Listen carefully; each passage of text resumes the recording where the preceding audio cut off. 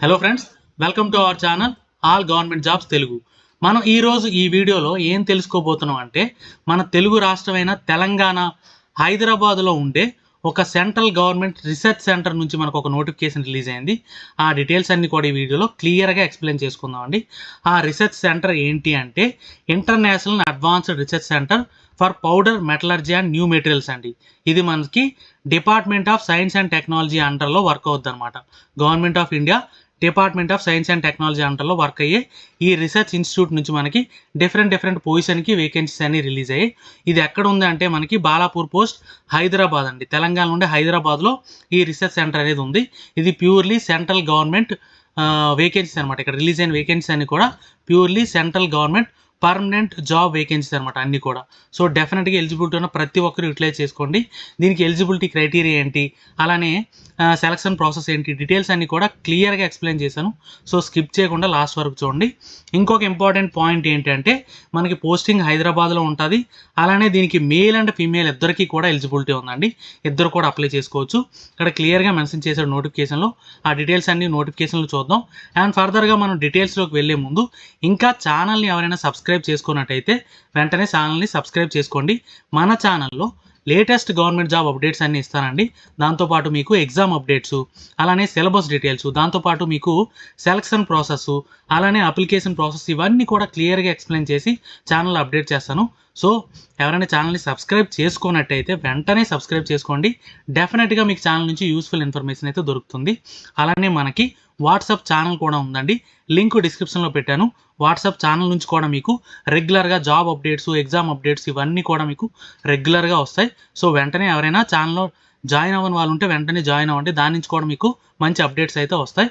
And ఫర్దర్గా మనం detail నోటిఫికేషన్లోకి వెళ్ళిపోదాం. ఇదిగోండి ఏఆర్సీఏ యొక్క అఫీషియల్ వెబ్సైట్ అనమాట. ఇక్కడ క్లియర్గా మెన్షన్ చేశాడు కదా, international advanced research centre for powder metallurgy and new materials. ఈ వెబ్సైట్లోకి వచ్చిన తర్వాత మీకు ఈ వెబ్సైట్ లింక్ అనేది నేను డిస్క్రిప్షన్లో పెట్టానండి. దానిపైన క్లిక్ చేస్తే మీరు డైరెక్ట్గా ఈ పేజ్లోకి వచ్చేస్తారు. ఇక్కడికి వచ్చిన తర్వాత మీకు రైట్ సైడ్ టాప్ కార్నర్లో చూసుకుంటే కరియర్స్ అనే ఆప్షన్ ఉంది కదా, దానిపైన క్లిక్ చేస్తే మీకు ఈ పేజ్ ఓపెన్ అవుతుంది. దీంట్లో మీరు డైరెక్ట్గా డౌన్కి స్క్రోల్ చేస్తే మీకు న్యూ అడ్వర్టైజ్మెంట్లో 2 నోటిఫికేషన్స్ ఉంటాయన్నమాట. అందులో సెకండ్ నోటిఫికేషన్ ఇప్పుడు మనం చెప్పాలనుకున్నది. దీంట్లో చూసుకుంటే 3 కేటగిరీ పొజిషన్కి వేకెన్సీస్ రిలీజ్ అయ్యాయి. ఒకటోది అసిస్టెంట్ ఏ, రెండోది టెక్నికల్ అసిస్టెంట్ ఏ, మూడోది టెక్నీషియన్ ఏ. ఈ 3 కేటగిరీస్లో కొన్ని విత్ ఎక్స్పీరియన్స్ అడిగాడు, కొన్ని వితౌట్ ఎక్స్పీరియన్స్ అడిగాడు. ఆ డీటెయిల్స్ అన్ని కూడా డీటెయిల్డ్ అడ్వర్టైజ్మెంట్లో చూద్దాం. ఇదిగోండి ఇక్కడ వ్యూ కంప్లీట్ అడ్వర్టైజ్మెంట్ అని ఉంది కదా, దీనిపైన క్లిక్ చేస్తే మీకు ఆ పేజ్ అనేది ఓపెన్ అవుతుంది అనమాట. ఇదిగోండి డీటెయిల్డ్ అడ్వర్టైజ్మెంట్ నోటిఫికేషన్ అనమాట. దీంట్లో చూసుకుంటే మీకు ఇక్కడ క్లియర్గా మెన్షన్ చేశాడు international advanced research centre for powder metallurgy and materials. ఇది హైదరాబాద్లో ఉంది, ఆల్రెడీ చెప్పుకున్నాం. ఇది work force balanced, male and female ఇద్దరికి కూడా ఎలిజిబిలిటీ ఉంది. సో ఇద్దరు అప్లై చేయొచ్చు. అండ్ ఇంకోటి ఏంటంటే లాస్ట్ డేట్ విషయానికి వస్తే ఆన్లైన్ అప్లికేషన్ ఫిల్ చేయాలి. ఇది ఆఫ్లైన్ ఏమీ కాదు, ఆన్లైన్లో మాత్రమే ఫిల్ చేయాలి. Last date 26 August 2024. ఆగస్టు 26 లోపు మీరు అప్లై చేయాలి. ఇంకొక ఇంపార్టెంట్ పాయింట్ ఏంటంటే ARCA currently has opening for filling up the following post in administrative and technical cadres on direct recruitment basis. ఈ అడ్మినిస్ట్రేటివ్ అలాగే టెక్నికల్ క్యాడర్లో డైరెక్ట్ రిక్రూట్మెంట్ బేసిస్లోనే ఈ వేకెన్సీస్ అన్ని రిలీజ్ అయ్యండి. అంటే ఇవన్నీ కూడా ప్యూర్లీ సెంట్రల్ గవర్నమెంట్ జాబ్స్ అనమాట. ఇవన్నీ కూడా purely permanent government job vacancies. So డెఫినెట్గా ఎలిజిబిలిటీ ఉన్న ప్రతి ఒక్కరూ యూటిలైజ్ చేసుకోండి.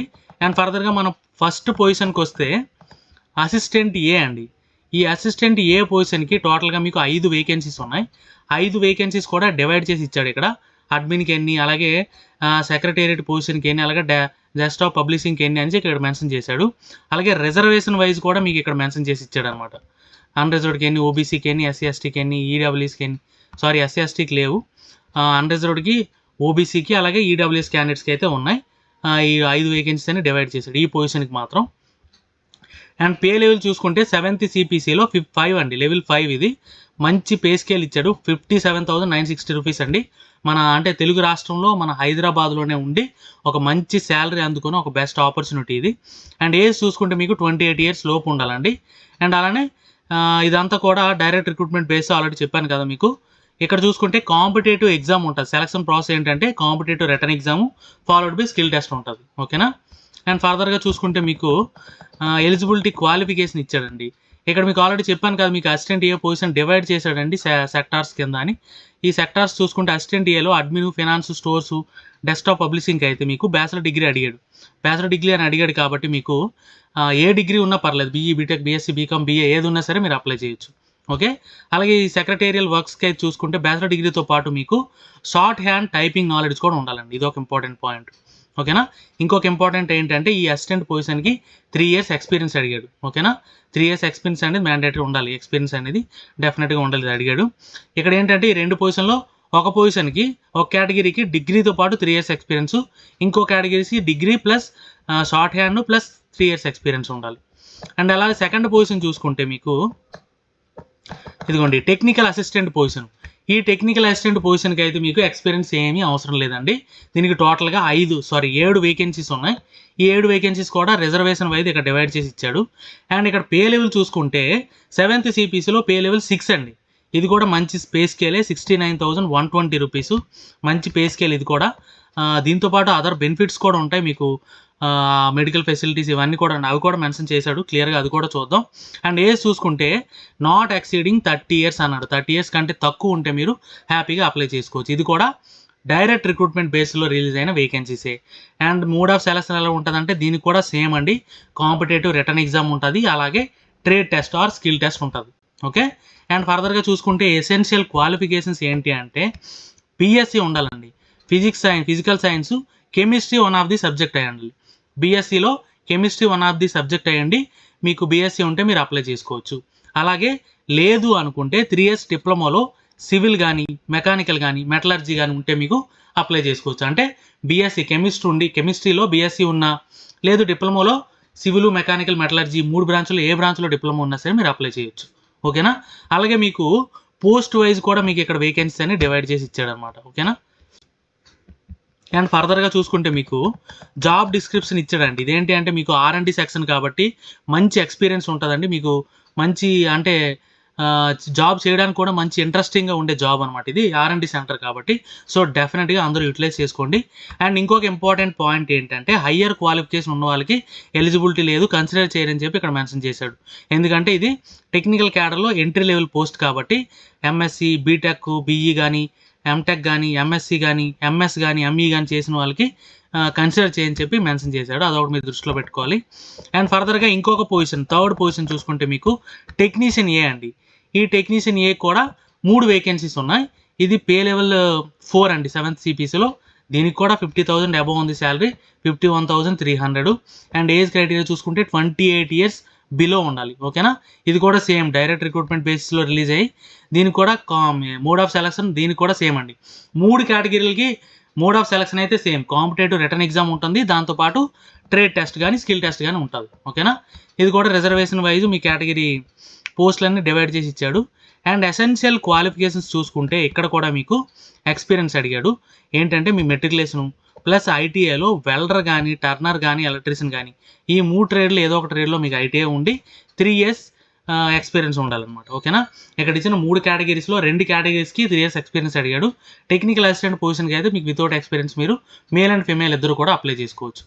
అండ్ అలానే మీకు ఈ బ్రాంచ్ వైజ్ ఇక్కడ మీకు కేటగిరీ పొజిషన్స్ అన్ని డివైడ్ చేసి ఇచ్చాడనమాట. అండ్ ఫర్దర్గా చూసుకుంటే మీకు జాబ్ డిస్క్రిప్షన్ ఆల్రెడీ చెప్పాను కదా, ఇది R&D సెంటర్ కాబట్టి మీకు మంచి ఎక్స్పీరియన్స్ ఉంటుంది. డెఫినెట్గా మీరు హ్యాపీగా ఫీల్ అవుతారు ఇక్కడ జాబ్ చేసినందుకు. సెలెక్ట్ అయిన వాళ్ళు డెఫినెట్గా మంచి అవకాశం ఇది, డెఫినెట్గా యూటిలైజ్ చేసుకోండి.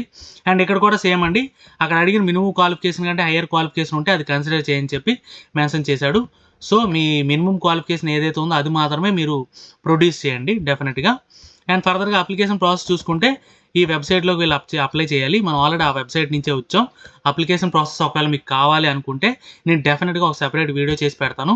అందరూ కూడా ఎవరికైతే రిక్వైర్మెంట్ ఉందో ఆ కామెంట్ సెక్షన్లో నాకు మీ ఇంట్రెస్ట్ని చెప్తే డెఫినెట్గా నేను ఒక సెపరేట్ వీడియో చేసి మీకు అప్లోడ్ చేసి పెడతాను అనమాట ఛానల్లో. అండ్ ఫర్దర్గా ఎమ్యూస్మెంట్స్ ఆల్రెడీ చెప్పాను కదా మీకు ఆల్రెడీ. శాలరీ అనేది మంచి, ప్రతి పొజిషన్కి కూడా 50,000 అబవ్ ఉంది. మీకు దాంతోపాటు అదర్ బెనిఫిట్స్ కూడా ఉంటాయండి.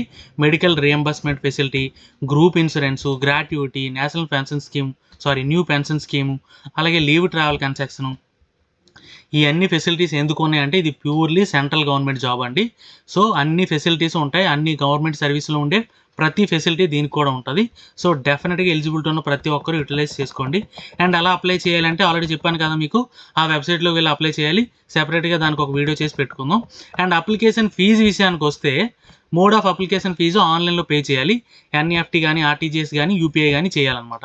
ఓకేనా? ఇక్కడ ఇచ్చిన అకౌంట్ నెంబర్ ఏదైతే ఉందో ఆ అకౌంట్ నెంబర్కి చేయాలి. ఓకేనా? ఫీజు విషయానికి వస్తే జనరల్ ఓబీసీ క్యాండిడేట్స్కి అయితే 500 రూపీస్ పే చేయాలి. SC ST EWS PWD candidates అలాగే ఉమెన్ క్యాండిడేట్స్ అయితే 300 పే చేయాలి. ఎవరికి కంప్లీట్ ఎగ్జామ్స్ అయితే లేదు. కొంతమంది 500 పే చేయాలి.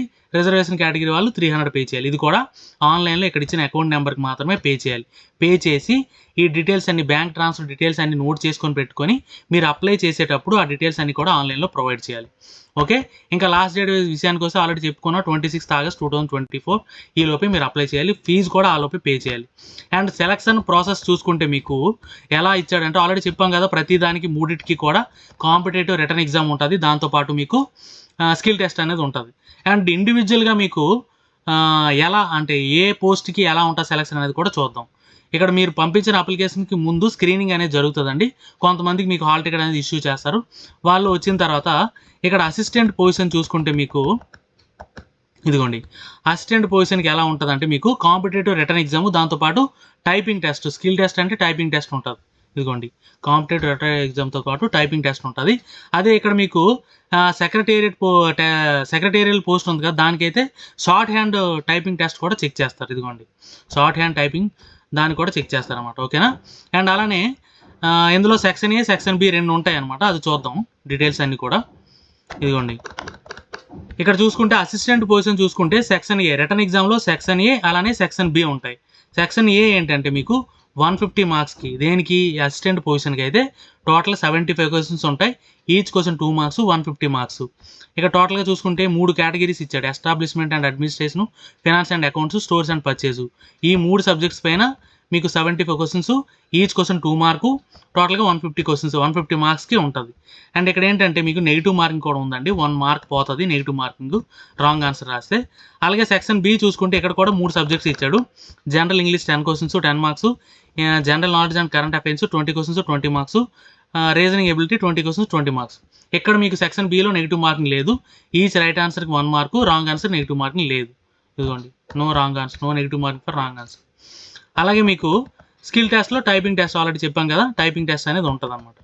అండ్ ఫర్దర్గా టెక్నికల్ అసిస్టెంట్ పొజిషన్ చూసుకుంటే మీకు ఇక్కడ కూడా సెక్షన్ బిఏలో 150 మార్క్స్కి ఉంటుంది. అంటే ఇక్కడ 3 మార్క్స్ ఇచ్చాడు ఈచ్ క్వశ్చన్, 50 క్వశ్చన్స్.